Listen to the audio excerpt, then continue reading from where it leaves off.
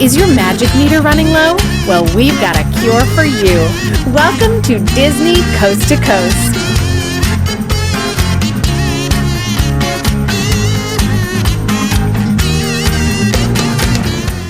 Hey folks, and welcome to Disney Coast to Coast, the ultimate unofficial Disney fan podcast. I'm Jeff DePaoli, and today on the show I have Aaron Wallace, the author of the Thinking Fan's Guide to Walt Disney World books, joining me. Hello, Aaron, and welcome back to the show.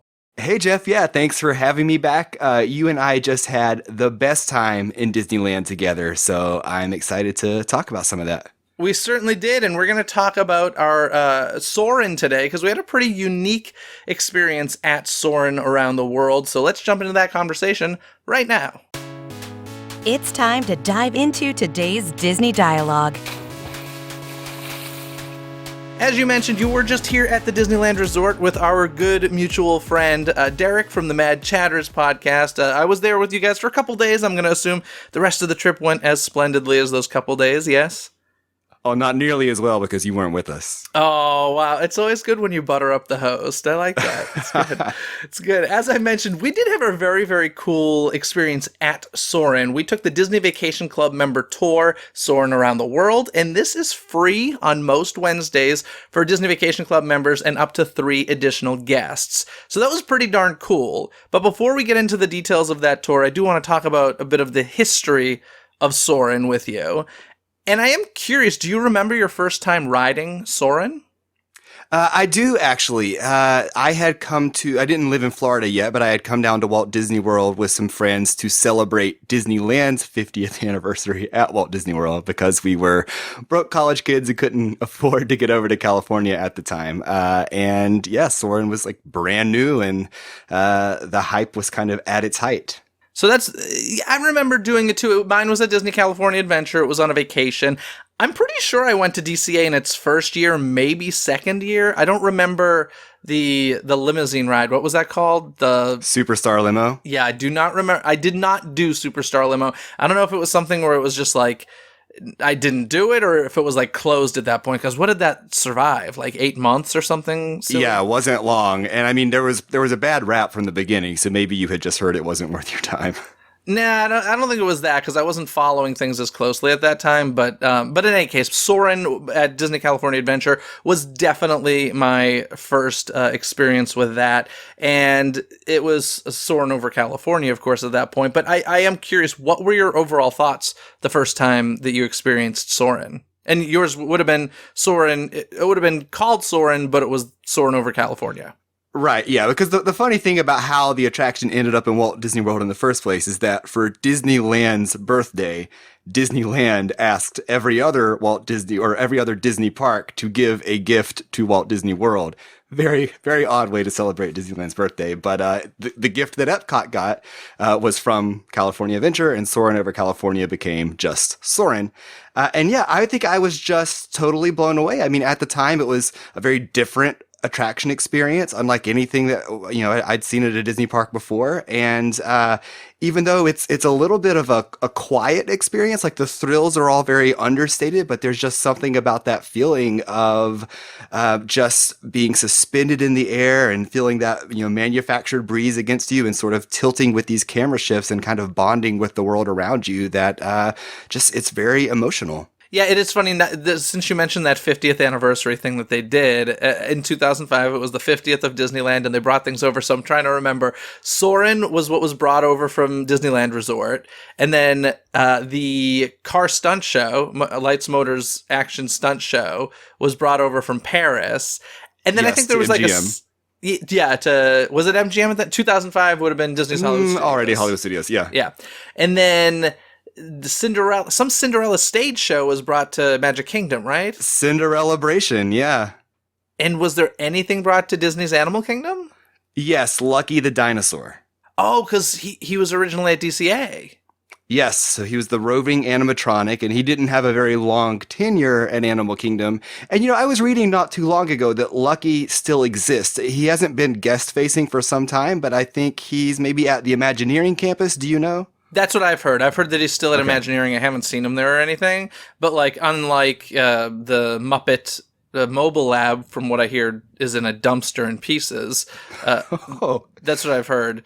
Are you sure? Because it wasn't that long ago that it made a surprise appearance. I mean, I want to say within the last 2 years, it was randomly at Epcot one day. I mean, I hope I'm wrong, but pretty recently I heard it was in a dumpster backstage at Epcot. So that's horrible. Yeah, it is horrible if that's the case. Like I said, I hope I'm wrong. And, the source was fairly trustworthy, so I'm going to assume they were speaking the truth, but I don't know. Don't take it for fact. I'll just say that. But in any case, yes, so Soarin' Over California premiered at Disney California Adventure on opening day, February 8th, 2001. Originally, now I'm curious, did you experience it? Did you experience Condor Flats before it became Grizzly Peak Airfield at DCA? Okay. Yes. So my first trip to the Disneyland Resort was in 2006, and I got to ride Soarin' Over California then and experience that whole land, as it were. Okay, cool. And yeah, Condor Flats and Grizzly Peak Airfield definitely have a very different feel. I prefer what we have there now. I like it. What do you Sure. I mean, I feel like both are pretty underwhelming. Okay, fair enough. But you got to think, like, this, for Disney California Adventure, this was a park that really opened to not great reviews. But this attraction was probably one of the most successful things to come out of Disney California Adventure. I mean, it's been reproduced so many times. We're going to get into those different versions. But I mean, I feel like that's actually kind of a pretty big deal. Yeah, for sure. And I guess it does give early DCA some legitimacy in that the first iteration of that theme park has a pretty substantial legacy in Soarin'. But you can speak to this, Jeff, because you were there in the park's early years and I was not. But I have heard that even though it was the most popular attraction in that park, even with that, it was only sort of moderately popular compared to the attractions at Disneyland. So here is this is the conversation I hate to have because the research points it in a direction that I don't like. But the reality is, it's not an IP attraction, right? Yeah. So therefore, the popularity isn't as... If it were Soren with Buzz Lightyear and Tinkerbell and Peter Pan, I bet you it would be more popular. I'm serious. Like, But it's very popular in Walt Disney World and has been from day one. I mean, there was a long period of time where it consistently commanded the longest lines of any four theme parks. I would say that, Epcot is considerably more popular than Disney California Adventure, Sure. and that probably has a lot to do with it. Yeah. But, I love it. I do remember my first time very vividly. I was at the park with my entire family, and my mom is very, very scared of heights. And I would have been, let me think, 2001, I would have been 19, I think, if I can do math. Yeah, like 19 years old or 20, something like that. And so we all went, and my mom clearly didn't trust me because she's terrified of heights. But we get through the line, and we're going. I'm like, it shouldn't be that bad. Now, I hadn't experienced it at this point, so I didn't really know how high or scary it actually was. But we get to the pre-show with Patrick Warburton on the screen, and that moment when he's like, soon you will be airborne. If you or anybody in your party is scared of heights, or whatever that line is, and you see the vehicle like start lifting off the ground... My mom was just like, oh no, I'm not going. I'm not doing this. I'm like, well, fine, don't worry. I'll tell them and they'll let you exit. She did not trust that I would do that and walked through the entire line backward because of that. And I was like, listen, even if I was going to be a jerk and try and get you in this thing, do you really think they'd let me hold you down while you're saying no, and buckle you up? It's not going to happen. But I do think that that's fairly funny that, she didn't trust her own son. How horrible. I don't know if I blame her. I don't know if I would trust you in the same situation. Has she ridden it since? Oh no, she won't do it. No, she's she's terrified of heights. I mean, I know if there ever was a point where I were to get her on it, I'd feel better about the fact that I would know which level is the lowest to the ground, and I could make sure that she was there. But even that, she'd freak out. She would not be good on that attraction. Also, she's never done it, but I love the fact that she went through the line backward when we waited a good amount of time to ride it. So I think maybe I'm starting to understand a little more your reluctance to board the Skyliner gondolas here at Walt Disney World, which you recently declared on your show. Yeah, so here's the thing. I am not scared of heights in general. I am scared of heights in situations that feel not safe. Like, it's just being high doesn't scare me. It's being high in a situation where you're dangling from a wire in like in an environment that has high winds often and, you know, unexpected rainstorms that does not thrill me. Yeah, and this is a little off topic, but Jeff, wait until you see these gondolas in motion in person. The way they are attached to the cable, were they moving? Yeah, they were moving when I was there. They were still wrapped up, but this was, a month ago at this point. I was at Walt Disney World. They were moving. When they were testing them originally, and I saw a video of like the speeds that they were going, that freaked me out. I think they've slowed down since then. Yeah, well, and the way they're attached to the cable, it looks like if you were to take your entire hand and then hold onto a wire with one fingernail, like that's the way they are attached. And here's the thing, I've done sky rides before, like I've done sky buckets at many amusement parks. It's just they're pretty darn high off the ground. They're for a long period. And Orlando's, the weather's crazy. I don't know. Like, the Skyliner is a whole other conversation. And I would not... I think there's going to be a lot of people who just won't do it. I shouldn't say I'll never do it. There's a 90% chance I'll never do it. And I frankly have no desire, really. Like, the views don't seem that exciting to me. I don't know. Are you excited about it? I wouldn't say I'm excited. I will try it out of curiosity, and maybe I'll tell you that if you get in line with me, I won't make you board it, and we'll see if you trust me more than your mom trusted you. Here's the thing. I trust the fact that I could fight you off, so even if you tried to push me on there, I have a feeling I would still be okay. But anyway, I hope you wouldn't do that to me. That'd be mean. And secondly, I would hope that if I was screaming, no, that a cast member would take care of me. That's the other thing. But in any case, we've gone way off of Soren. Back to Soren for a second. I do want to mention there is that very famous story about the Imagineer Mark Sumner really getting this thing to work, because for a long period of time, I've heard Marty Sklar talk about it, where he, this attraction was an idea for a long time. In fact, the original title for it was Ultra Flight. And while it was in development, they changed the name, but they just couldn't figure out how to board people. And ultimately, Mark Sumner went home one night, so the story goes, built an erector set version of what we know as the loading platform, and that's how this was created. So it's kind of got a cool story behind it as well.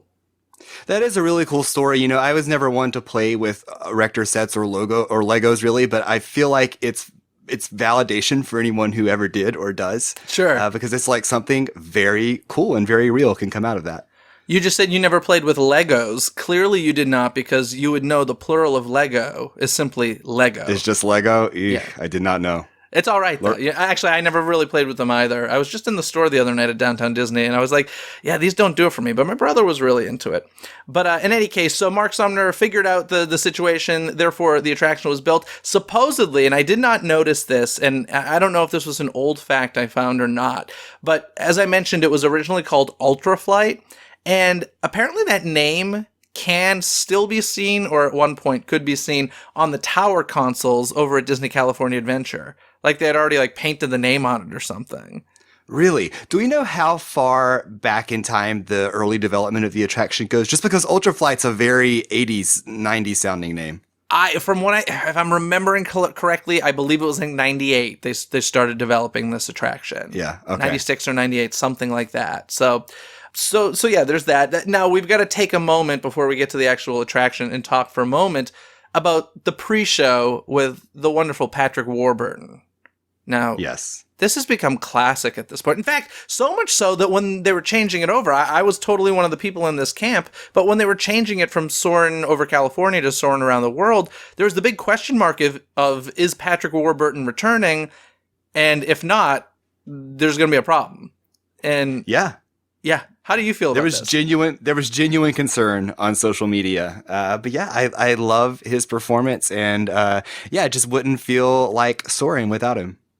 It's so funny because, honestly, I think I know Patrick Warburton best from Disney attractions, but what is he most famous for? Is it Seinfeld or something like that? Yeah, I mean, to me, he's always just been that guy that you've seen in everything you've ever watched. Yeah, but now Disney fans know him by name. That's great. So in any case, let's take a moment to talk about Soarin' over California and just touch upon the, real quickly, I'm going to list out the locations we went to. We went to the Golden Gate Bridge in San Francisco, Redwood Creek in Humboldt County, Napa Valley, Monterey Bay Sanctuary, Lake Tahoe, Yosemite Falls, and Half Dome in Yosemite National Park, PGA West Palmer Course, and supposedly this is where it was Michael Eisner hitting the golf ball with the hidden Mickey. Have you heard this story? Yeah, I've always heard that, and I've also heard that it's not true. I don't have any, source for that either way, but I've heard that it's like one of those urban legend things and isn't actually him. But I think we're going to reveal a little fact when we get to the tour later that will tie in nicely with this little legend. Oh, yes. Either case, I think it's a cool little fun fact, whether it's true or not. Also went to Camarillo, Anza Borrego Desert State Park, the USS John C. Stennis at the Naval Air Station North Island in San Diego, Malibu Beach, downtown Los Angeles, and of course ending in Disneyland in Anaheim. And I always found it weird, since you guys did get an exact copy of it in Epcot, I did find it strange that your version originally ended at Disneyland Park. That was the one thing that, I never liked that it was all California at Epcot, but the Disneyland thing is the thing that was, the topper for me. Come on. Yeah, there was a lot about the importing of Soarin' over California into Epcot that never made sense, even though they changed the name to try to distract the Florida audience from the fact that they were flying over one specific state on the other side of the country. It just never made sense that the scope was so specific in Florida. Also, whereas in California, the story is that you're going hang gliding, right? And so you're at this kind of old airfield that looks like the type of place you might depart on a hang gliding expedition from, whereas in Epcot, the queue has always been a very sleek and modern airport, as if you're boarding a jet plane. And then that story kind of falls apart a little bit once you start hang gliding. It's why did we go to an airport to hang glide? So the story that I was reading about is that you were actually boarding to fly to California. Apparently, the flight to California was instantaneous. Yeah. At least they put some thought into it. But yeah, I mean, it's so easy to say, oh, just change out the film. Well, there's a major production behind that, but I wish they had just changed out the film, Yeah. So, yeah. And eventually they did. Yeah. Sorry, go ahead. I was just going to say, as a Disney fan who at the time couldn't get over to Disneyland very often, I did kind of love the connection to Disneyland, seeing the castle in Epcot. Okay. Even though it didn't make sense. All right. Yeah. I accept that. Of course, eventually it did become Soarin' Around the World on June 17th, 2016. I think the same day at both Disney California Adventure and at Epcot, as well as that was the day after it opened with the opening of Shanghai Disneyland. I think that's how it all went down. In Soarin' Around the World, we visit a bunch of places around the world. The Matterhorn in Switzerland. We go to Greenland, Sydney Harbor in Sydney, Australia. How do you say this? The Neuschwanstein Castle in Germany. Did I say that right? Sounds right. That's the Snow White castle in the movie is based on that castle. FYI. I always thought it was Cinderella Castle in the park was inspired by that. Or maybe that's it. Maybe one of the castles was. Or maybe both. Yeah. Kilimanjaro National Park in Tanzania, the Great Wall of China, the Great Pyramids in Egypt, the Taj Mahal in India, the West and East Mitten and Monument Valley, Arizona. I don't know how you pronounce that. The Lau Islands in Fiji, the Iguazu Falls in Argentina, the Eiffel Tower in Paris, and of course at Shanghai Disneyland, you end up in Shanghai, China. At Disney California Adventure, you end up at Disneyland Park, and at Epcot, you end up in Epcot, which is always really nice, with the giant firework burst making Spaceship Earth into a giant Mickey, which is super cute and adorable. I love that. So, all that happened right around the same time, and I think it was a pretty welcome change. I do wish it was still Soarin' over California, though, with a better film print in DCA. I mean, right, that makes more sense, doesn't it? Yeah, particularly given that the park is still principally themed as, a celebration of the state of California. To step away from that in Soarin' didn't make a lot of sense. And I have to be honest, while there are things I like about Soarin' Around the World, namely the diversity of landscapes, in Epcot, I think it's a better thematic fit to go around the world. Overall, I've been disappointed, I think, in the new version of the attraction.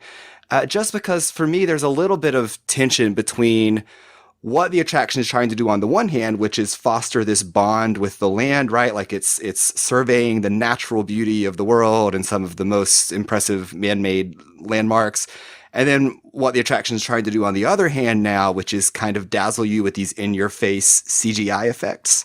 And there was a little bit of that in the original Soarin' Over California, what with the golf ball, but it wasn't the focus, and it's very much the focus now. I mean, almost every transition from scene to scene has one of these fly-in-your-face effects, as if it were a 3D movie, but it's not.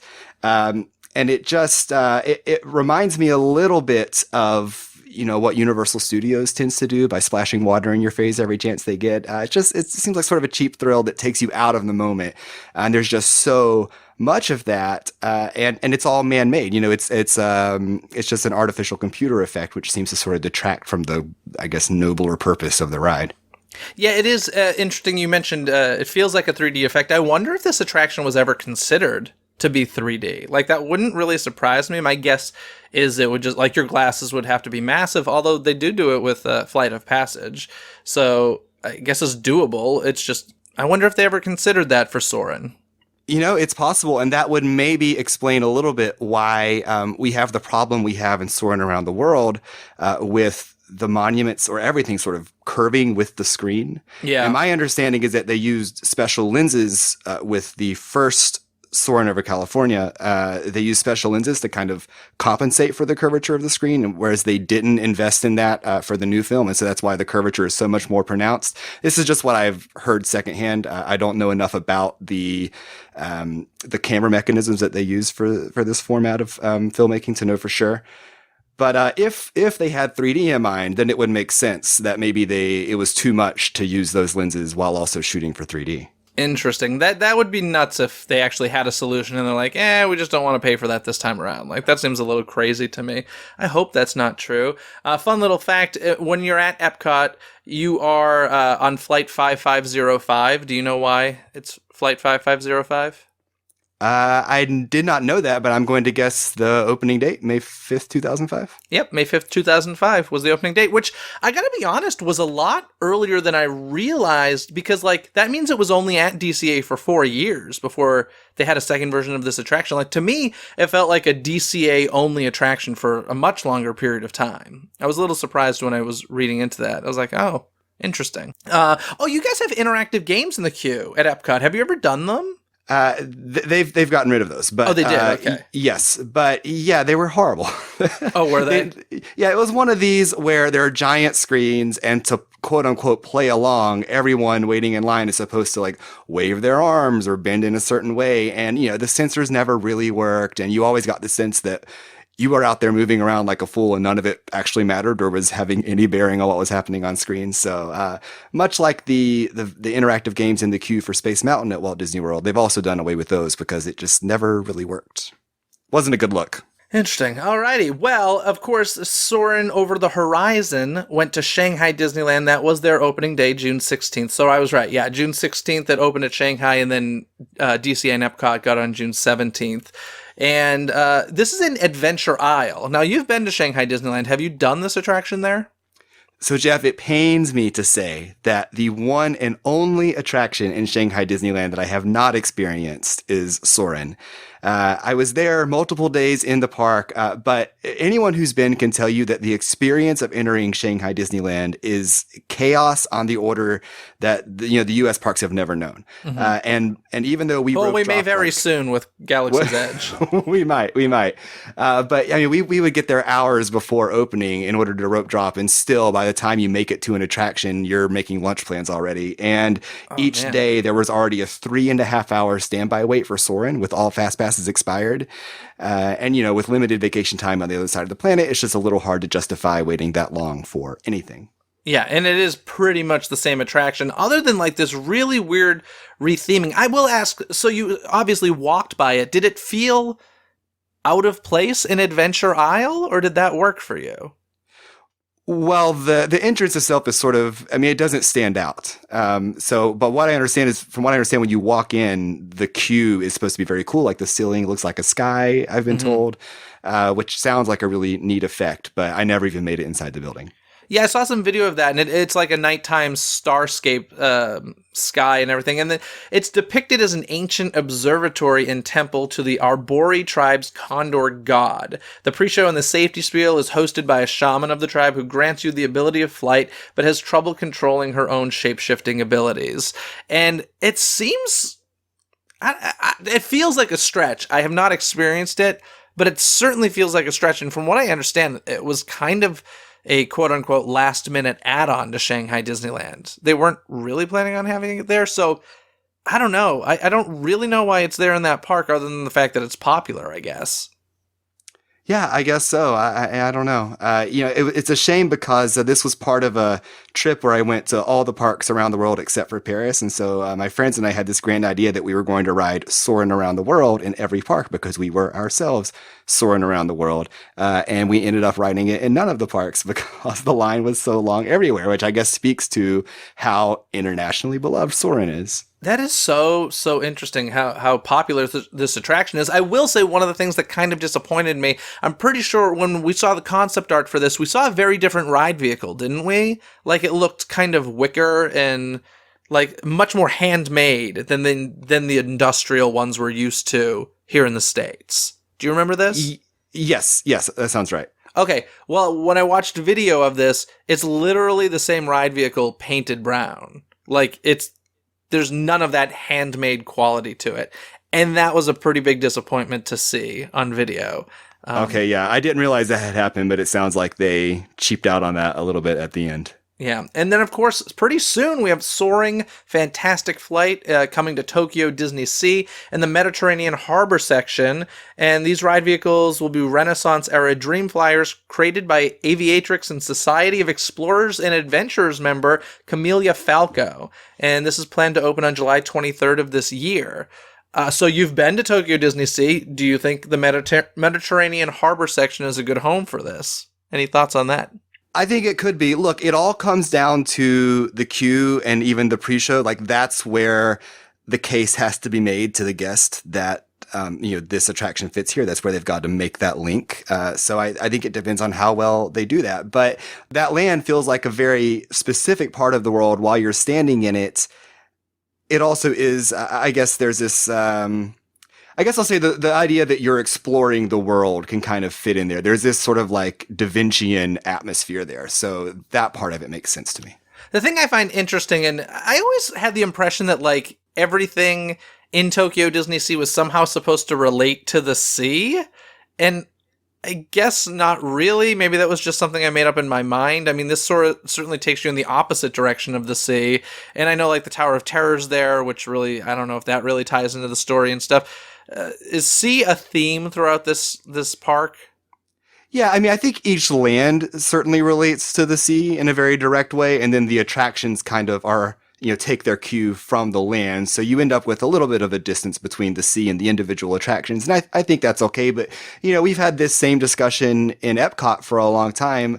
Soren, or now Soarin' Around the World, is found inside the land pavilion. And one of the early criticisms of the park is that, this is a mismatch for the pavilion. I've argued that it makes sense in that it's, even if this attraction isn't about like agriculture, which is kind of the land's primary focus, the land pavilion's primary focus, it does, again, foster this bond with the land. You spend, 10, 15 minutes in the air savoring all of these sights. And I think the net effect is that you walk away appreciating the environment because you've just seen how beautiful it is. And like that matters for the broader pavilion of the land. And so maybe there will be a similar type of effect in Tokyo where, we'll get surveys of the sea and they'll kind of play that up. The Disney folks love your justification, and I'm sure we'll use it. Of course. They're welcome to it. Before we mention or start talking about the tour, I do want to mention, I mean, this is an attraction that really, it survived for such a long time, still massively popular. And let's face it, it was a huge inspiration for one of Walt Disney World's most popular attractions right now, Flight of Passage in Pandora, the World of Avatar at Disney's Animal Kingdom. And I mean, that was part of the reason. I know I'm like the minority on this, but like that was part of the reason why I wasn't as wowed by Flight of Passage as most people were, because I was like, it's essentially Soren done 30% better. I think one of the nice things about it is it does seem like the loading system for Flight of Passage is what they initially wanted to do, but kind of cheaped out on, where it's not everybody loading on a flat ground. But I don't know, what are your thoughts on the similarities between this? Do you think it's a very different attraction, or do you think it really is kind of Soren? Well, I do think that if you ride Flight of Passage and then 30 minutes later you ride Soarin' Around the World, it does feel a little bit like going from, I don't know, Pooh's Honey Hunt, which is this elaborate trackless dark ride, and then getting on the original, Snow White's Scary Adventures. Like, it does feel like a step back in time in terms of technology. But even with that, I think that Soarin' Around the World is the overall better experience between those two. So what does it even matter?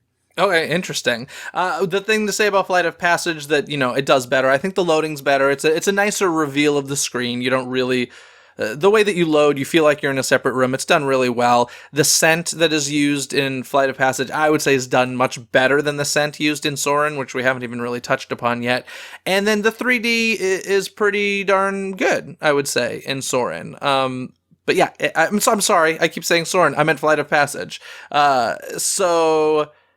I don't know. It's fine. I will always say Na'vi River Journey is the better of the two, but I'm the weirdo when it comes to that, I guess. Okay. Yeah, both of them are kind of why are we here for me. That land. That land has an expansion pad, so we're going to be getting a new ride. So that'll be interesting to see as well. But in any case, before we move on to the tour, once again, I keep teasing this tour, but we're going to talk about the music of Soren, which I will argue is maybe the most recent, memorable, classic music written specifically for the theme park. Can you think of anything else? This was written by Jerry Goldsmith, and it's one of the most amazing scores I've ever heard in a Disney attraction. Yeah, gosh, I mean, I probably need a list of everything that's been composed since then to just off the top of my head, though, like that's the first thing that comes to mind. That, like, I think when you think of classic Disney theme park music, think of like Sherman Brothers or like, older stuff. And then there's Soren and the score to Soren that is really breathtaking. And as I mentioned, Jerry Goldsmith wrote it, and then Bruce Broughton kind of did the newer version because Jerry Goldsmith had passed away. So Bruce Broughton took that theme and, played with it a bit for Soarin' Around the World. But I think it's just spectacular. Yeah, and that pairing was really appropriate, particularly in Epcot, because Bruce Broughton had written a lot of the original, like, 1982 or early 80s Epcot music, and he also had been a student of Jerry Goldsmith early on in his career, so it was a nice little throwback to Goldsmith, who unfortunately had passed away. But yeah, it's just a gorgeous, gorgeous score, like you said, and very iconic. I mean, I think it would be unthinkable that we would get a new Disney Parks album that does not include the Soren theme, which I think speaks to how it's really taken its place alongside, Grim Grinning Ghosts or any of the other iconic parks anthems. Yeah, they play it a lot in the Esplanade between Disneyland and Disney California Adventure. Do they play it as area music anywhere at Walt Disney World that you can think of? I want to say yes, but I couldn't tell you off the top of my head. Have you ever heard it, do you think, of the entrance to Epcot or anything? Or is that... It might play there. Okay, cool. So let's get to this tour that we're teasing for so long. We did this, what I thought was incredible behind-the-scenes tour. Here's the crazy thing about this. Now, as I mentioned, you can only do this if you're a Disney Vacation Club member or know one. My guess is if you're listening to this podcast, you're either a member or know somebody, is my guess. And this tour is 100% free, which is crazy to me, because I thought that this was a very cool experience. I've done a lot of the behind-the-scenes tours. I love the behind-the-scenes tours, but a lot of them are very expensive. And I'll just start with you. What were your initial thoughts or overall thoughts, or where do you want to head in the direction of this tour? Yeah, I did not know that this tour was a thing at all until you mentioned it and were kind enough to invite us to tag along. But I've done a handful of tours at Walt Disney World. I've done Behind the Seeds, I've done Undiscovered Future World, and then also the World Showcase counterpart to that tour. And I've always said, until now, I have always said that Behind the Seeds was the best bang for your buck of any tour because it's something like $20 and you get to go behind the scenes in an attraction, and it doesn't take all day. And Now, I would say that the even better value, if you happen to be a DVC member or know someone, is this tour of Soarin' because it's free. And similarly, you get this really cool behind the scenes access at a popular attraction. And it only takes an hour or two we were there? It was an hour long. And the funny thing is like 2 weeks earlier, I had just done behind the scenes at Epcot for the first time. And I did that for a couple of reasons. I was like, I hadn't done a behind the scenes tour in a long time. And I was like, oh, I missed that. It was inexpensive. I was with my sister who would find that interesting. And I do love the land attraction, so just like walking backstage there was kind of fun. But I mean, if I had a choice between the two to pay $25 for a tour, I would definitely go with Soren. I actually am kind of upset that they don't offer this to any park guest for a fee. If this was a $25 tour, I would hands down do it at DCA. Oh yeah. Yeah, me as well. And I think a lot of people would. It would probably be the most popular tour offering. Yeah, so our tour guide's name was Michael, and he was extremely passionate about this attraction. And, it starts out outdoors in front of the building, and we're quickly taken backstage and told a lot about the attraction. One of the things was he really kind of put into perspective how far underground we actually are for this attraction. I can't remember the exact statistic, but it was like, no, you're really far underground. Like, it's crazy. Yeah, so the screen is 80 feet tall. And I knew that, but had never thought about the implications of where would an 8-story building go in either park. And obviously the answer is most of it has to be underground. So as we were initially walking backstage, like we walk through the, cast members only section, we see all the lockers, and then we get to the wall in the back of the building. And he goes over and knocks on the wall, our tour guide, and says, where I'm knocking right now is about where your head would be if you're sitting in the top row of Soarin' when it's in flight. Meaning that the rest of the top row and the second and third row, even when they're in flight, are below ground, which I think means about 60 feet of the attraction is below ground. Yeah, that's a pretty deep hole. And I mean, you feel it when you're in there. You're definitely walking down ramps, but I don't know. It just really put it in perspective when he said that. And then, so something interesting was said at the beginning of this tour where he basically, part of the tour is you get to ride the attraction. And he said, if any of you are, get motion sick or fear of heights or whatever, you can stand at the tower with me. Now, if you're familiar with the attraction, you always hear Patrick Warburton say, Soarin' the tower. And basically it's a signal to the people with the controls to start the attraction. And I wasn't scared of the attraction by any means. I don't think myself nor you nor Derek were afraid of the attraction, but we're like, wait a sec, we have the opportunity to watch this from the tower, which essentially means just stay on the floor level, instead of ride it for like the billionth time each. I'm absolutely taking that opportunity, and I don't regret that decision whatsoever because it was so cool. And frankly, if you take this tour and you've ridden Soarin' before, which I assume you will have, tell them you want to stand at the tower to watch the attraction. Yeah, absolutely. And the thing is, when they first mentioned this option of standing at the tower, it's really presented as this like, oh, you don't want to do that unless you're scared. But you do want to do that because otherwise you're just riding the ride the same way you would as a guest who's not on the tour. So why not take advantage of a different perspective? You mentioned you are on the ground floor, but you're also over in a corner. This is where the cast member stands watching like safety screens to make sure there aren't any problems with the ride while it's in progress. So you're watching the whole thing from an extreme angle, and you're facing the audience and also looking up at them. So you're really taking in the whole thing from this, vantage point that you would never have otherwise. Yeah. So you get to see the ride vehicles take off, which move at a pretty fast pace, way faster than that preview video shows it to be. So they get whipped up there pretty quickly. I found it interesting to see really how little movement there is in the ride vehicle during the film. It's really not very much. Those fans make it feel a lot like there's a lot more movement than there is. And then I will tell you folks, the joke about Soarin' Around the World is how curved the Eiffel Tower is. Oh boy, it is way more curved if you're watching from tower. And frankly, the screen is a lot more curved than I realized. Yeah, those were my takeaways from standing there in the tower. A, it lifts much more quickly than I realized. B, you're way higher in the air than you realize when you're flying. And C, that screen is so concaved that, I mean, it's like you could walk into it and like take a number of steps into the screen before reaching the center of it. Absolutely. It was like a giant bowl on its side. Like, it was crazy. And, obviously when all the ride vehicles are up in the air, there's just this big open floor space with nothing in it except for maybe some people's sandals and bags or whatever. And I made the joke to our tour guide. I was like, I just kind of like want to go run through there. And he was like, no, don't. And I was like, well, obviously don't. But apparently, and I even asked, I said, what happens if a cast member comes in from one of those doors or whatever? And basically, if any of the doors are opened that lead into the attraction, like, everything stops immediately. And, you as a rider would just be stuck up in the air while they clear that area and bring it back down and everything. Obviously, major safety precautions for this. But I don't know, watching it from that angle was just exhilarating to me in a way that, like, it really shouldn't be, I guess, but it was pretty darn cool. And I'm sure the person working the tower and watching the monitors was pretty much like, yeah, I do this constantly all day long. So Yeah.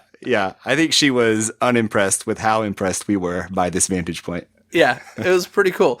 And then, and oh, by the way, there are 4 projectors. That's one of the things that we learned. There are 4 projectors creating the image that we see on screen. So, that's one of the things that really impresses me, because I can remember as a kid doing, what was the name of the attraction that was like circle screens? They're kind of like Canada has it nowadays. Circle Vision. Circle Vision, yeah. So I can remember as a kid them being like very individual screens, and I actually haven't done Canada at Epcot in a while. So how is that one set up? Is that still individual screens, or do they transition pretty nicely now? Yeah, individual screens, so you see a little bit of a barrier in between each screen, and then cased inside that barrier is the projector for one of the other screens. Okay, cool. So that's like typically what I remember growing up with, and obviously these days there are major large format screens in a lot of places, and they just they meld together so beautifully. Like, you could, I don't look at Soren and ever think, oh, more than one projector. Like, although I would be interested to be on it sometime and like have a bulb die on just one of them. That'd be a really interesting experience, because I mean, it's 4 projectors, so smooth. It's crazy. Yeah, that'd be an enhanced DVC tour offering, ride it with just one projector going. Yeah. Now, after we watched it from Tower, we actually did something that it blew my mind even more, because we got to go behind the screen, which, go ahead. Yeah, I was going to say behind and beneath, which is another crazy thing. So we've already talked about how far below the ground you are when you board this attraction, but then we take a staircase even further down to stand behind and beneath the screen, which is enormous.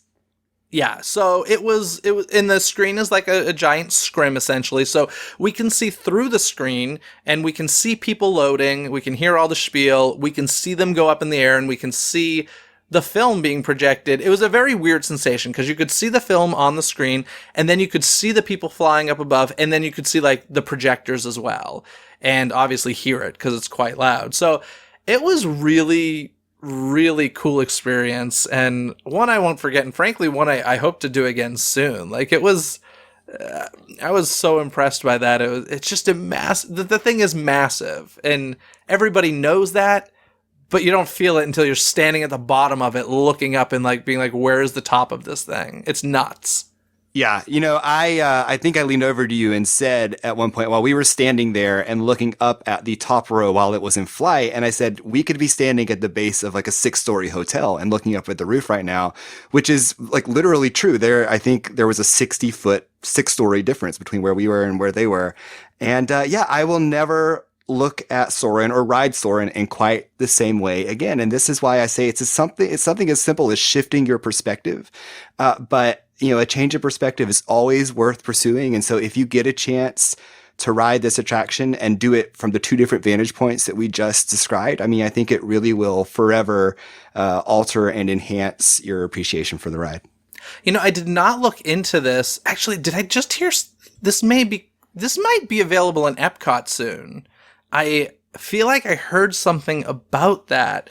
I think it was probably for another DVC thing, but I would look into that. If you're interested in taking this tour, I would definitely look into where it's available. And like I said, it is on most Wednesdays available at DCA. You just got to sign up in advance. When I did the Undiscovered Future World tour in Epcot, we were supposed to, or I was told that ordinarily that tour would go behind the scenes at Soarin'. Okay. When I did it, however, it was while they were doing the conversion to Soarin' Around the World, so the attraction was down. We went backstage at Test Track instead. But I would be curious to know, on an ordinary day, when that tour goes behind the scenes at Soarin', how does that compare to what we experience on the DVC tour? And Jeff, maybe you have some listeners who've done that tour at Epcot and could write in. Yeah, I actually did that tour, but at the time, gosh, maybe it was before Soren was there. I went underground of the American Adventure. And is that still part of the tour? There is a tour that does that, but it is different than the Undiscovered Future World tour. Oh, no, that was definitely or at part least of these days it is. Yeah, I was going to say, back when I did Undiscovered Future World, it was definitely part of that tour, because that was like the highlight for me.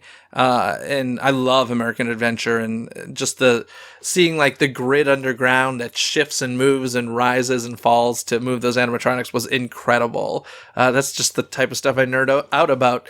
But in any case, after we got to see it from behind the screen, we went into like a small backstage hallway. And one of the cool things here was we got to see a recreation of the Erector set that helped design the ride system, but also we got to smell all of the scents of not only Soarin' Around the World, but also Soarin' over California, which I'm not going to lie, kind of brought back some memories when I was smelling those older scents. I was like, oh yeah, the orange groves. Oh yeah, it was fun.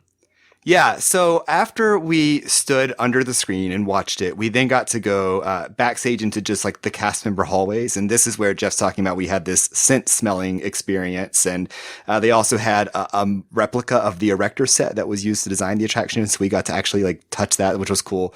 But yeah, so when we got to smell these scents, they were basically just little rocks or pearls, I guess, inside these canisters. And they passed the canisters around and we could just kind of like whiff from each one. And it was a little bit like being inside a Bath and Body Works or a basin, where you're smelling candles, and it's almost overwhelming to the senses when you're that close to the smell. But it had never occurred to me to even wonder what those scents were housed in or like what the canisters would look like. So there again, it just adds to your appreciation of the attraction, because I would never ride it again and smell those smells without thinking about, oh, this is where that smell's coming from. It looks like this and it's in a canister that's shaped like that. Yeah, what it really looks like, if you're trying to visualize this, is if you've ever seen like a toner cartridge for a large printer, like at a printing shop or something, it looks like that. I don't know if the canisters were clear just for our sake or if that's how they actually are in the attraction as well, but it looks like a large cylinder, like it would go into a printer filled with these beads. And one of the things that I found fascinating that he mentioned several times was I always just assumed the space was so large that like these smells would dissipate throughout the space and it wouldn't be a problem after the point of which you're supposed to smell them. But he was actually saying that there's like a vacuum system to suck the smell out of the space in something like 30 seconds, I believe it was. Yeah, I had never thought about that either. But there again, something new to think about while riding the attraction. Now, what would be cool is if there's like this air vent on the side of the building where all of these smells come getting pushed out all the time. And as a cast member, you could just stand there and smell it all day. You're going through the cycle of smells. Oh, that'd be awesome. There must be, because when we were on the outside of the building, he did point to a giant exhaust pipe and said, this is where those smells get evacuated through. So somewhere there's got to be an output. So it just always smells like lawn clippings over there, which I love. That's great. Anyway, is there anything else you want to mention about the Easter eggs we've got to mention? There are Easter eggs in this attraction that, I think everybody knows about. Of course, I think one of the most obvious hidden Mickeys is the fireworks. It's not even hidden, let's face it. But then there's the cool hot air balloons, which I love because it's like a temporary hidden Mickey where like at the right angle, these hot air balloons pass each other and form a hidden Mickey. And then I'll let you talk about the two that I found surprising. Yeah, so this goes back to the discussion we had earlier about Michael Eisner, who may or may not have been seen from afar in the original Soarin' over California, though if it were him, you could barely make him out. there's a similar situation apparently happening in Soarin' Around the World, where Jack Sparrow and Elizabeth Swann supposedly are seen running along the shore in, what is it, the Fiji Islands? Ooh, that would be my guess, is that it was that scene. Yeah, I think it was that one. Yeah, and so this is, we were told this is canon. Like, this is a for sure thing that happened. Apparently, I guess the director of the Around the World project, is that who it was, is a giant fan of the Pirates of the Caribbean movies. So his crew, as a surprise, like, I guess CGI'd in Jack Sparrow and Elizabeth Swann running along the beach as just like a little Easter egg just for him. And when you're backstage on this tour, they have the image of the two figures running along the coast blown up on a giant poster. But even there, at that exaggerated resolution, I mean, I would never have guessed that that was Jack Sparrow and Elizabeth Swann, but for having been told that it's them. Yeah, I mean, I believe that it is, because otherwise, why? I've just never even noticed people on that beach before, to be honest. So, like, the fact that there are these two characters running through the beach, I think is interesting enough. I think that's enough of an Easter egg. But then the fact that it's characters from Pirates of the Caribbean makes it crazier. And then apparently this is where there's rocks in the shape of Mickey as well, which I had never seen before. So there's lots of Easter eggs in there, which I think is crazy. But in any case, I loved the Soarin' behind-the-scenes tour. I cannot recommend it enough. As I said, if you're a Disney Vacation Club member, sign on to the site. There's a number to call to reserve. If you're not a Vacation Club member, try and find somebody who will take you on this tour. Totally worth it. Anything else you want to add before we move on to something else? I don't think so. Okay, well, I've got you here, so we got to talk about something that at Disney California Adventure as well, fairly new for us here at Disney California Adventure, but very old for those at the Magic Kingdom, and that is Mickey's PhilharMagic. And I just want to touch on this because what an interesting experience that was. Oh yeah, to say the least. Yeah, now once again, like just 2 weeks prior, I had actually experienced Mickey's PhilharMagic at Magic Kingdom, not for the first time, one of many times, but, it was fresh in my mind.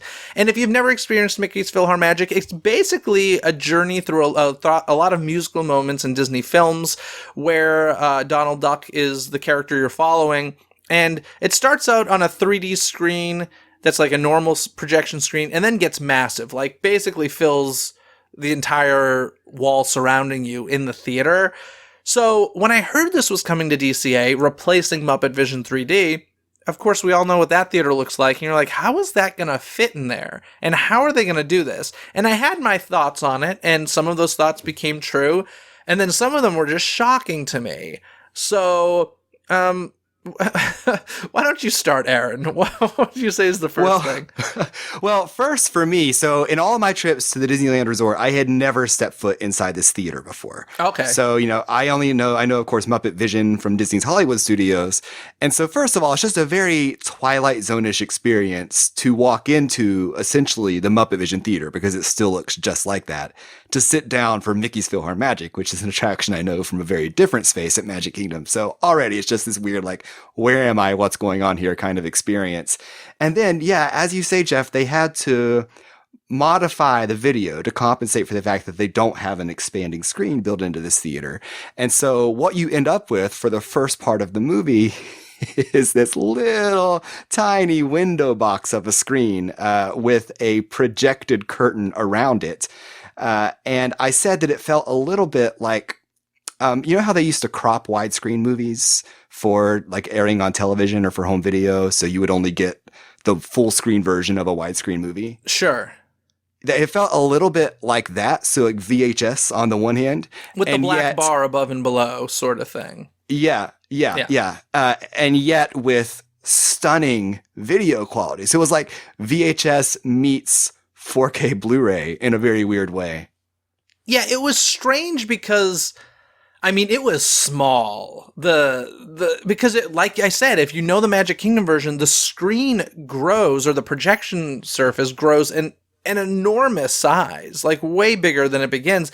And so they tried to recreate that by creating these fake projected curtains surrounding a very, very small area for Mickey and the orchestra at the beginning. And it felt weird. Like, To me, that felt like, now I can't really say because I'm not this person, but I would imagine even if you've never experienced Magic Kingdom's Mickey's PhilharMagic, you'd be like, what is this? Like, it felt weird. Right? Yeah, like looking through a viewfinder. Yeah, it was very, very strange in that sense. Or Viewmaster. And they did that, of course, so that they could grow the projection surface as much as they possibly could.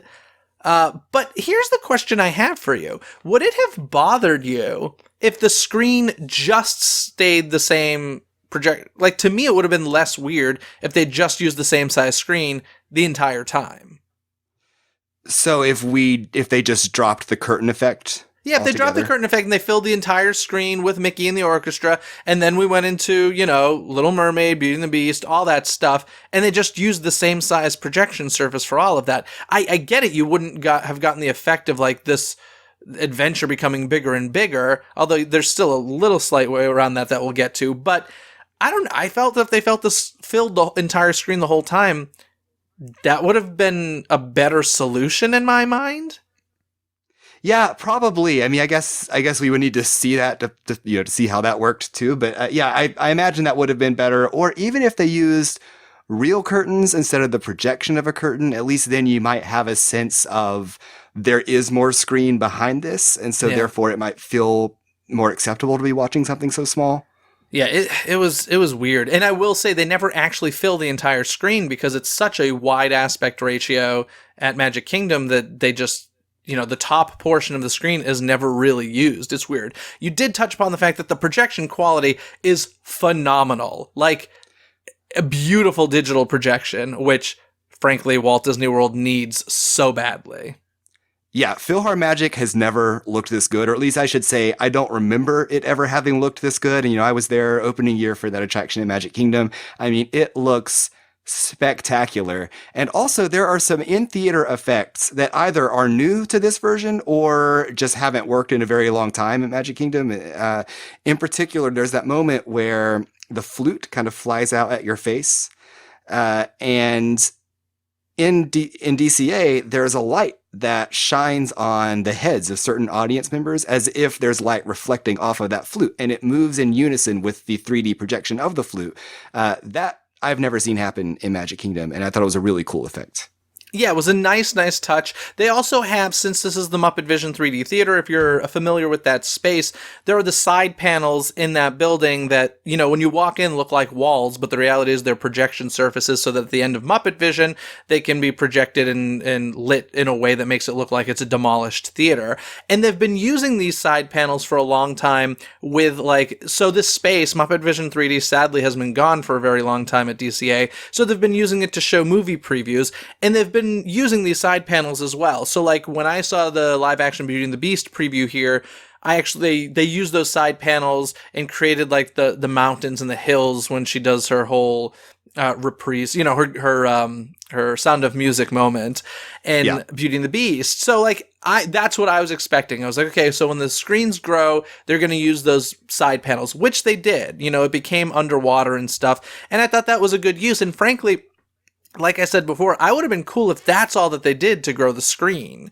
They didn't need to start small and then get bigger. They could have just started full screen and then add the side panels, and I would have been like, cool. It's DCA's theater. It's not going to be Magic Kingdom's. I don't know how long this is supposed to be here. It sounds like a semi-permanent thing for a while, but I would have been cool with that. And I thought it worked. Did you think it was cheesy, or did it work for you? Well, I guess it works well enough, but you raise an interesting question, which is that, why aren't the side screens in 3D? And I would be curious to know whether that was ever considered. I guess it's possible, maybe it would be a little too nauseating to have 3D on the sides, or it could just be that they didn't want to invest the money in doing that. I don't know. I think it might have been an angle thing, because if you're looking at a 3D screen and the images in 3D, if you tilt your head, the 3D effect goes away and you get a blurry screen. So my guess is if you were looking at the side panels from an angle through the typical 3D glasses, the effect probably wouldn't work, or it would be weird or something. That's my guess. But I did half jokingly say, I wish that the Muppet Vision 3D penguins came out at the beginning with the orchestra, with Mickey and the orchestra. I think that would have been cool. But sadly, I think that they're all gone. I should go and peek my head over at some point to see. But I have a feeling they're de-skinned, rotting away somewhere. Who knows? They're in the dumpster with the Muppet Mobile Lab. Yeah, exactly. Well, overall, I'd say the 4D effects in the theater worked pretty well. You know, they don't have the scent guns right on the chair in front of you, but they came from above, and I'm always amazed at how well they time those things, whether it's fans from above or scent or water, because obviously for you to feel the sensation at the time when the screen, you know, where it would be in sync with the screen, like, it's timed perfectly. And, you know, I hit the scent when I was supposed to. I got the wind when I was supposed to. I got wet when I was supposed to. All that stuff. So I think they did the in-theater effects pretty darn well. I would agree. Other than one, which, anything you want to touch on before we get to this one? No, let's get into that because it's something. Okay, so if you're familiar with Mickey's PhilharMagic, at the end of the film, we see Donald Duck get shot out of a tuba, is it? Some instrument. Yeah. And he comes flying toward you, past you, and crashes into the wall behind you. Now, at Magic Kingdom, when Donald crashes into this wall, you turn around and there's an animatronic Donald Duck behind and his legs wagging and everything, and eventually he falls into the hole and smoke comes out and all that fun stuff. Now, I had a conversation with somebody about the DCA version before it opened, and they're like, oh, God, you know they're not going to do that. And I'm like, I think they will, because they can do it right where Sweetums was with the cannon at the end of Muppet Vision 3D. It's the perfect place The Swedish Chef. What did I say? Sweetums. Sweetums, sorry, the Swedish Chef. Thank you. And so I'm like, that's the perfect place. And sure enough, that's exactly what they did. Well, the budget version of it. I'll let you take over from here. Yeah, so, you know, you hear that sound of Donald flying over your shoulder, you look behind you, and it's like, oh, there he is. Thank God they put Donald in. And then he just doesn't do anything. Like, it's just Donald's butt and feet, static, not moving, and it's there for a split second. And then at the time when he's supposed to start rocking back and forth and then eventually fall into the wall, these dinky little curtains pop up and cover Donald. And then the rest of the audio effect plays out as if he's falling into the wall behind the curtains. Yeah, so basically they did not want to invest in an animatronic, so it's probably a statue from an old Disney store or something that they just stuck up there. And the curtains are there the whole time, you know, that's what's hiding him when you walk in, and they drop at the right point. And as you said, they just rise very quickly after, so that I don't know. If the curtains didn't rise so quickly, I don't even think I'd think about the fact that he's not moving as much as I do now. It's just so weird because, like, they're there, now he's not. You know, it's a strange sensation. Yeah, it's bad. You know, in Magic Kingdom, when that happens, usually guests don't turn around on their own, or often they don't. And so I always try to, like, very dramatically turn around in my seat to, like, get everyone's attention. Like, you're supposed to look back there so that they see it because it's such a cool effect. But in DCA, I find myself wanting to do the opposite. Like, just stand still and keep staring front. Don't look. That's so funny. I love it. Well, I mean, this is for anybody who doesn't get to experience Mickey's PhilharMagic at Magic Kingdom, I would say definitely check it out at DCA if you have the chance. I'm not going to say I wouldn't go back. I know I kind of dragged you into it a little bit. Derek, who we were with, refused to go back in. But I don't think it was that bad. For the picture quality alone, even if you've done the Magic Kingdom version, I would say go in just to see what the film is actually supposed to look like. Yeah, for sure. And I think Derek had similar feelings about the attraction as us. I think it was more with 4 days of vacation time, not wanting to allocate time for a second viewing of that attraction. But yeah, I mean, listen, especially if you don't know PhilharMagic, or if you're on that side of the country and you don't get to experience a Magic Kingdom very often, like, by all means go. You'll get the gist of the experience. And then, as you say, Jeff, in some ways, you'll get the better experience, at least where video quality and in-theater effects are concerned. By the way, the in-theater effects at Magic Kingdom have not been working well for a very long time, and the video quality has degraded substantially there.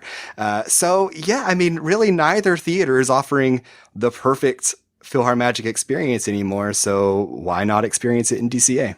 True. And just for the record, they just should have brought back Muppet Vision 3D.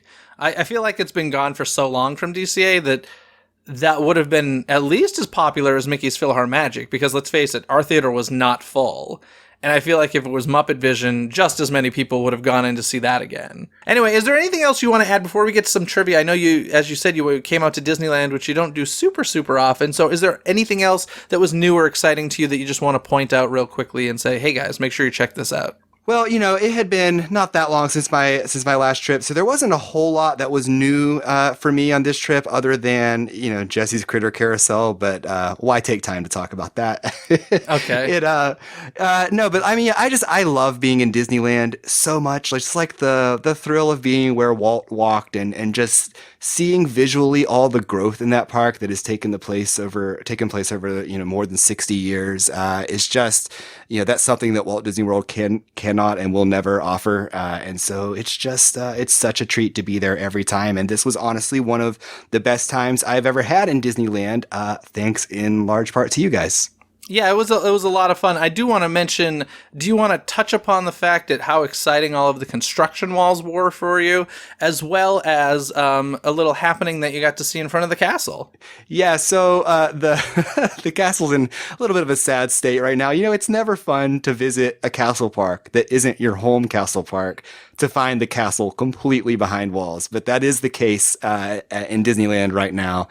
And so, it is what it is. Construction's got to happen. Refurbs have to happen. But the Pearly Band came out to perform in front of the castle walls. The Pearly Band, of course, being from Mary Poppins. Jeff, as your listeners will know if they heard our recent deep dive into Mary Poppins, the 1964 film, I am a huge, huge fan of that movie. It's so special to me. And so I've always loved that the Pearly Band is a thing anywhere. I love that they perform daily, I think, at Disneyland.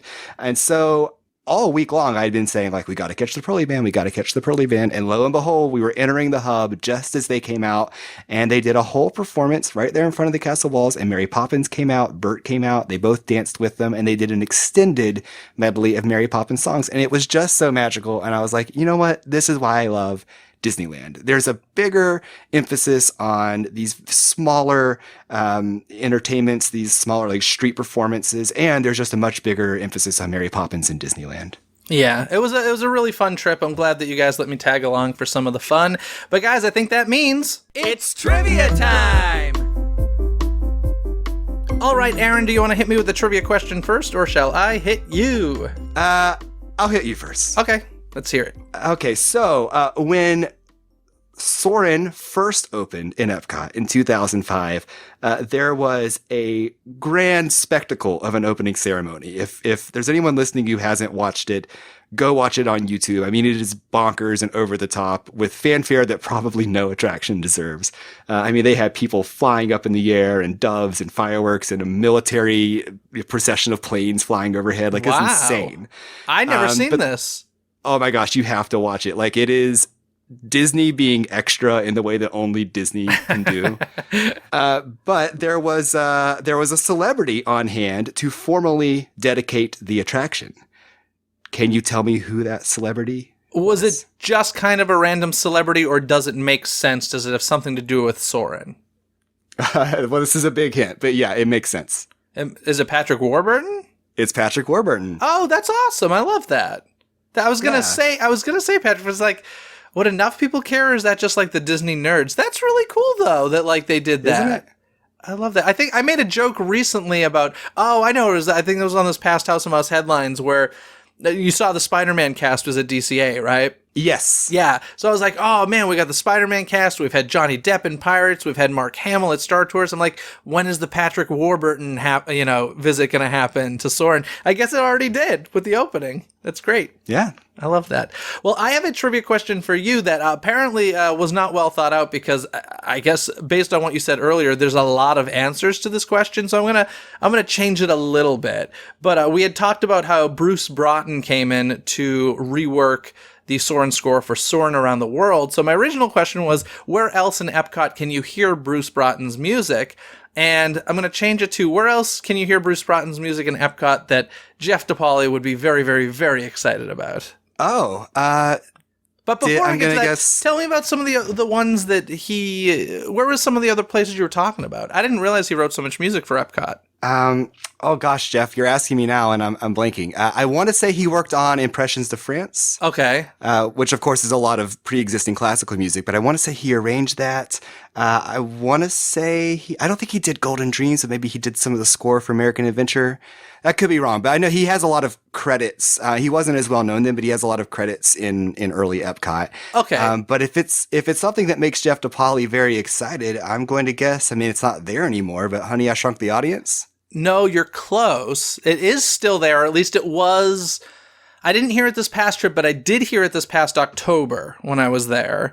And it is, I'll give you a hint. It wasn't written for Epcot. It was written for something else, but you can hear it in Epcot. Okay. Was it written for a movie? Yes. Was it written for a Honey, I Shrunk the Kids movie? That's not Bruce Broughton, though. Yeah. Or is it? Is it? James Horner wrote Honey, I Shrunk the Kids. Okay, so did Bruce Broughton score Honey, I Blew Up the Kid? Yes, he did. And is that played inside the Imagination Institute? It is played right at the entrance to the Figment attraction, and I lost my mind when I discovered this because I did not know. It's a beautiful musical theme, and it is interesting because Honey, I Shrunk the Kids music and Honey, I Blew Up the Kids music, very, very different styles. Honey, I Shrunk the Kids, very kind of like jazzy stuff and like just beautiful melodic stuff for Honey, I Blew Up the Kid. Bruce Broughton wrote a fantastic score to that film. So that da da da da da da da da da da you can hear playing outside of the Imagination Pavilion. I literally almost lost my mind. And even that dun dun dun dun da da da da dun dun dun, you know that musical theme? Yeah. That was highlighted at the end of Honey, I Shrunk the Audience, where when like the curtains are coming down and everything. So it's interesting because with the Honey, I Shrunk Blew Up franchise, you tend to hear the sequel's music more often than the original films, which I find interesting. But yes. Wow, that is interesting. Were you wearing your Rick Moranis t-shirt at the time? No, I didn't have it at that time. This was in October. So I didn't have it, but I mean, I legitimately was like, I've never heard this ever played before in a park. And I was very, very excited. So it's very good, fun stuff. But since we're touching on it real quickly, you heard the news this morning, yes, about Honey, I Shrunk the Kids? No. What's the news? Oh, goodness. Yes, some news on the date that we're recording this, which is Monday, May 13th. The news has broken that Dizney is working on a Honey, I Shrunk the Kids sequel, or they're calling it what did they call it? It's a sequel, but it takes place 30 years later, where it sounds like Josh Gad will be playing Nick Zielinski, Wayne's son in the original films. And it sounds like this may be going to theaters, not just Disney Plus. Oh my God, that is crazy. Like when you said that there's Honey, I Shrunk the Kids news, like that itself is news. This is a franchise that we talked about this before on this show. I think that it was so enormously successful and spawned all these sequels and TV shows. And then the company just kind of forgot about it. They didn't even bother to release a proper DVD, an anamorphic widescreen. And now, all of a sudden, for there to be a sequel potentially going to theaters, like, first of all, that is not a Bob Iger era thing to happen at all. And secondly, I mean, that's just really cool. And it begs the question, would Rick Moranis get involved? So this is a much bigger thing. And, Honey, I Shrunk the Kids anniversary is coming up, and I'll probably be doing a full episode about the franchise. But let's just touch upon this real quickly since we're here. At first, I was like, ugh, because I heard Josh Gad, Honey, I Shrunk the Kids. I was like, okay, first of all, if they want to make him Wayne Zielinski, I'm not cool with that. And then I found out he's playing Nick the son. I'm like, okay, that makes a bit more sense to me. The thing that will freak me out is if Wayne Zielinski ends up being a character and it's not Rick. Like, in that case, I'd rather him be institutionalized for shrinking people so many times and or the character killed. I don't want anybody else to be playing Wayne Zielinski. I know it happened on the TV series. I'm not thrilled about that. It's just, it is what it is. If Rick wanted to be involved, I think that would be fantastic. But I would kind of rather them do like what they did with Honey, We Shrunk Ourselves, where the only returning characters were really Wayne, his wife, Diane, right? Yeah, Diane, and the son, the little boy from Honey, I Blew Up the Kid, was a character, but was recast, and that I accepted because I'm like, okay, enough, it's enough time has passed, that makes sense. They did have to recast the wife, which was upsetting to me. But in any case, there were a lot of new characters introduced. So what I would hope is that it was focused on Nick Zielinski and then a bunch of new characters. That's my hope for it. And, I hope that it's obviously going to be CG heavy. I just hope it's really good CG because I love the practical effects in that original film. I think that they're stunning and still hold up today, even on the big screen. I think they're fantastic. So, overall, I'm just excited that they're doing something with that franchise. I think that's wonderful. And I would love to see Rick Moranis get involved again. We'll see if that happens. Yeah, God, I'm excited in general and for Disney fans, but I'm especially excited for you. That's huge. Who saw that? I'm not going to lie. One of the first things I thought was, is there going to be a McDonald's promotion? What kind of Honey, I Shrunk the Kids merchandise am I going to be able to buy now? That was one of my first thoughts.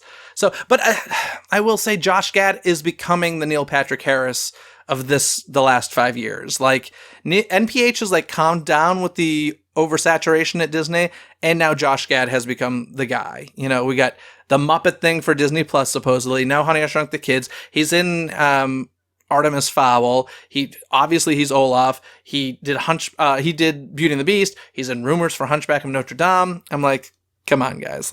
That's a lot of Josh Gad. Yeah, it's a lot of Josh Gad. But hey, maybe they'll bring Honey, I Shrunk the Audience back as limited time magic in promotion of the new Honey, I Shrunk the Kids movie. I'd be all for that. And I just came up with Josh Gad's new nickname, Josh Gag. Just kidding. I actually like Josh Gad. I have nothing against the guy. I think he's great.